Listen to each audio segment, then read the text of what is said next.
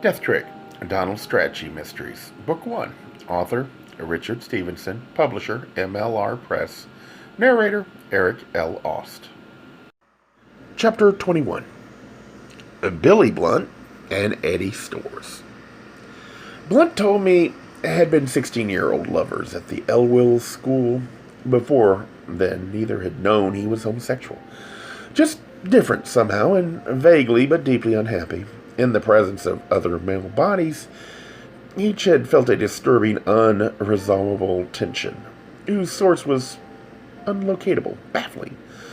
The two sad, mystified boys became friends, and during a weekend visit to Eddie Storrs' home in Loudonville, they had been goofing off and ended up in the same bed. And it happened. 2 weeks later, they spent a weekend at the Blunt home on State Street. And it happened again. The two were terrified at first. They denied to themselves what was happening. They never spoke of it, tried not even to think of it, just did it. And then one night in Loudonville, something snapped. Suddenly each professed his love for the other. They faced it, gave it a name, and let it pour out. The language they used was out of pop songs with half the pronouns transposed.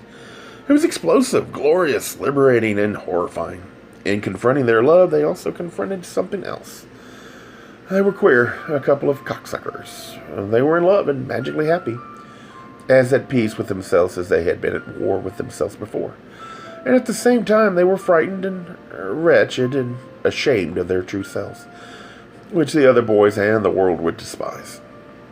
They loved themselves and each other, and they despised themselves, and at times each other. Billy and Eddie contrived to meet in secret when they could, in the woods and fields around Lenox, in their parents' homes, and their own rooms at Elwell, when their roommates were safely out on dates or off to hockey tournaments. Both boys' grades fell, and no one could explain why. When asked about this by their teachers and advisors or by their parents, both mumbled about how the curriculum lacked relevance. This was 1968.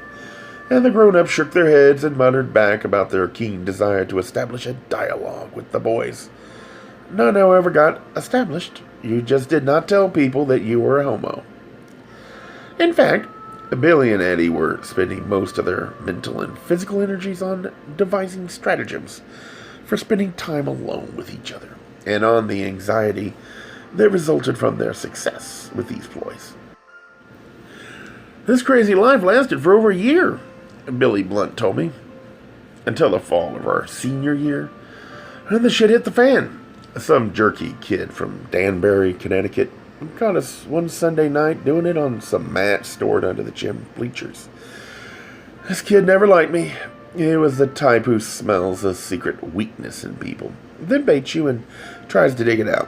When he caught us, I'd never seen such an evil, victorious smile on anyone's face. He walked straight over to the headmaster's house, and within 3 days our parents had been notified, and they came and got us. They told us that maybe we could go back to Elwell after we'd been cured. We thought this was funny in a sorry kind of way, but we went along. We humored them. I mean, they were our parents. What did we know? The last time I saw Eddie was the day he left Elwell. I left the day after that. While our parents were with the headmaster and our roommates were in class, we shoved the desk against the door in my room and made love on my bed for the last time. Or it turned out to be the last time. As scared as we were, it was beautiful and very, very intense. It was one of the few times in my life when I've actually made love with a man. Not just fucked with somebody for fun or for connecting up with someone you like. We cried and held each other and said we'd love each other forever and ever, and no matter what happened, we would find each other someday, and when that happened, we'd never let anyone come between us ever again. I remember Eddie bit my lip so hard it bled, and when he saw it, he made me bite him so our blood would mix, and that way we'd be a part of each other until we were together again. That seems pretty freaky to me now, but at the time it didn't at all, and I did it, and I'm not sorry.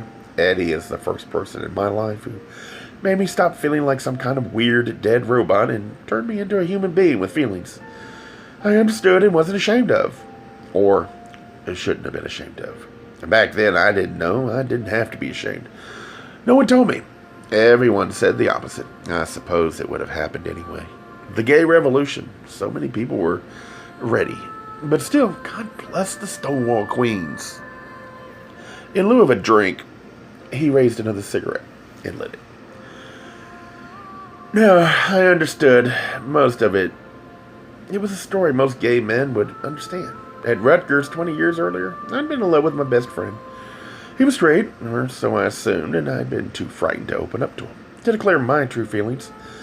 The boy meant everything to me, and I was terrified that my revelation would end the friendship. We parted after graduation, and at some point I moved and stopped answering his letters. 8 years later, I thought I saw him, Jake his name was, in a gay bar in Washington, D.C.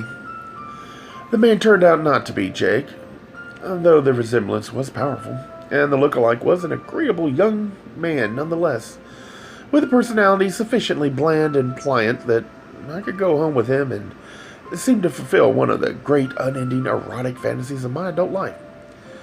Afterward, the Jake look-alike told me he'd never met a man with a sexual hunger as great as mine. I told him the truth of the matter. A mistake. Maybe. And he was hurt. I never saw him after that. I said to Billy Blunt, Frank Zimka is Eddie's look-alike, isn't he?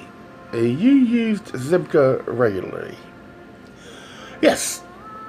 And Zimka knew it, and went along with it because he was in love with you, and was willing to accept the humiliation in order to not lose you.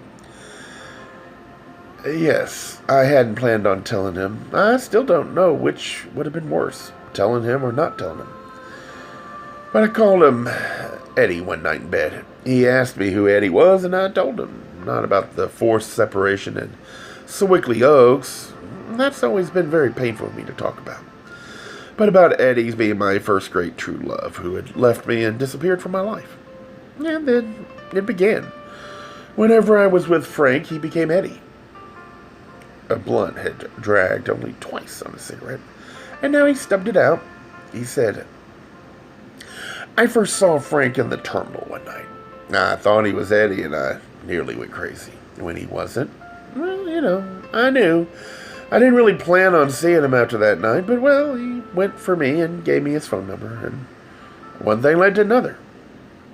I said, where is Eddie now? I don't know. After Elwell, I was put in Sewickley Oaks, where I met Chris, and we became friends. She was in for the same abnormalities as mine. Margarita had been her lover, and when Chris was committed by her parents, Margarita ran away from home and made it out to L.A., where a year later she heard about the FFF. They rescued us and took us to L.A., where we stayed for 6 months until I called my parents, and they promised that if I came back to Albany, they'd get off my back. I came home, naively thinking I might find Eddie, or at least find out where he was, but my parents would never tell me. They'd only say he was being rehabilitated, as they put it, someplace out in the Midwest. I finished high school at Albany High, then went to SUNY, and for all those years I never heard from Eddie or a word about him. For a while I'd thumb or bum rides out to the store's place in Ludenville, and tried to talk to Eddie's parents, but they finally sicked the cops on me, and I had to give up. I said, read the letter? Or from Frank? I don't know whether I can handle that right now. No, the one from your parents. I can handle that one even less. I've read it, I said. You'll be interested. He looked at the letter wearily, then at me. I nodded. He reached to the foot of the bed where the letter lay, picked it up, opened it, and read. He lay back and stared at the ceiling, the letter still in his hand. They win the prize, Stuart and Jane, he said. They win the fucking grand prize. He dropped the letter on the bed beside him. Throughout our 2-hour conversation, or rather Blunt's extended monologues, the pieces had been arranging themselves and falling into place. There was one to go. I said, did Eddie's stores ever hurt anyone? On purpose? Blunt sat up straight and gazed hard at me. He said, no. I mean, yes, not after we'd become lovers. With me, Eddie really calmed down, but before that, yes, Eddie had a reputation for getting into playful kind of fights, dorm scuffles and all, and then doing things that really hurt or were dangerous. Once he had a kid down and kicked him in the neck. Another time, Eddie grabbed a nail file and stuck a kid in the thigh with it. We looked at each other. Was Eddie Storrs ever jealous of your friendship with other guys? Or didn't you have any?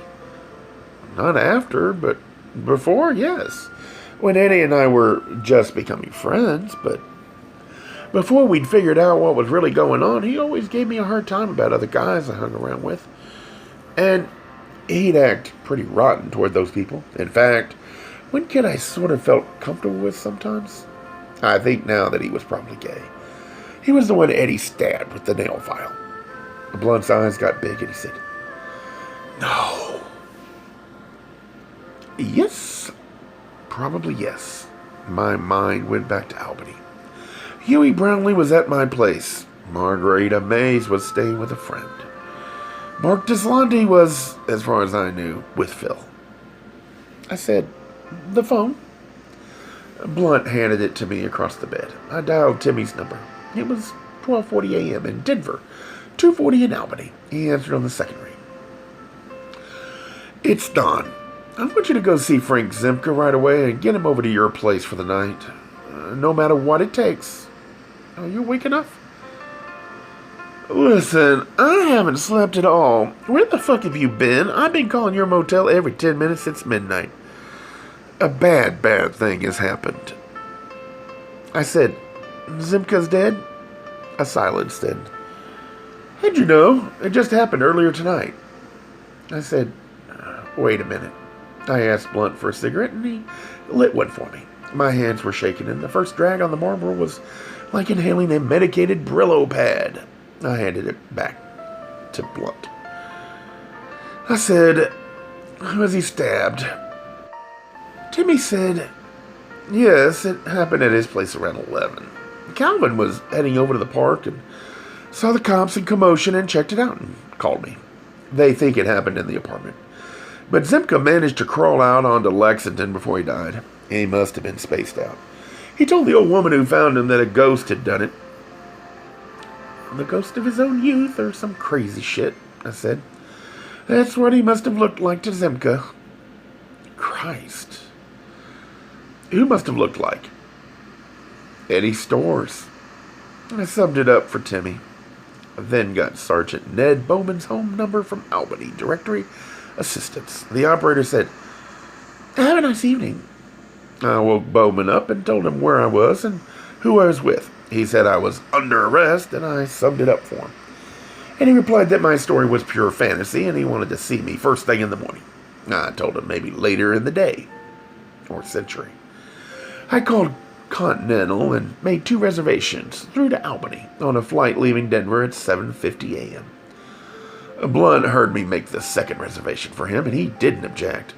Finally, I called Timmy back with our flight number and arrival time. Blunt packed and wrote a note for Chris Porterfield, who was asleep on the living room daybed. Gert Zinzer was snoring beside her. We took the Bobcat back to my motel, left word for a 6 a.m. wake-up call, crawled into bed, rolled together, and slept. Gay Mysteries audiobooks.